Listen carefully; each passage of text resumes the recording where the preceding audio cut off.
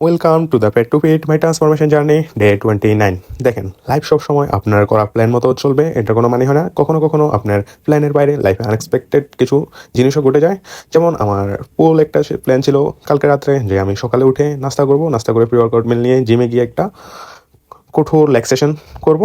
কিন্তু আনএক্সপেক্টেডলি যে জিম থেকে উঠি নাস্তাও করি, তারপর প্রি ওয়ার্কআউট মিলও নিই, কিন্তু ঠিক জিমে যাওয়ার 10 মিনিট আগে এত ভারী বৃষ্টিপাত হচ্ছিল, তাই জিমে যাওয়ার মতো কোনো পরিস্থিতি ছিল না। তাও আমি ছাতা নিয়ে বেরিয়ে পড়ি, কারণ আজকে আমাদের একটা দাওয়াত ছিল। ওখানে গেলে সাধারণত একটু বেশি খাওয়া হবে, ক্যালোরিগুলো আমার হিসেবে বাইরে থাকবে।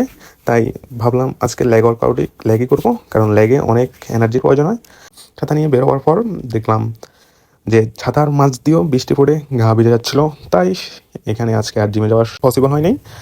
পরে ঠিকই দাওয়াতটাতে যাওয়া লাগবে, যেহেতু ফ্যামিলি ফাংশন। তো এই ফ্যামিলি ফাংশন শেষ করে জিমে যেতে পারিনি, তাই আজকে সিদ্ধান্ত নিই কার্ডিও করেই অনেক ক্যালোরি বার্ন করে ফেলবো। তাই আজকে কঠোর কার্ডিও করে লেগ সেশনের পরিবর্তে 13,000 স্টেপ কমপ্লিট। আজকের জন্য এতটুকুই, ইনশাল্লাহ দেখা হবে ডে 30। আল্লাহ হাফেজ।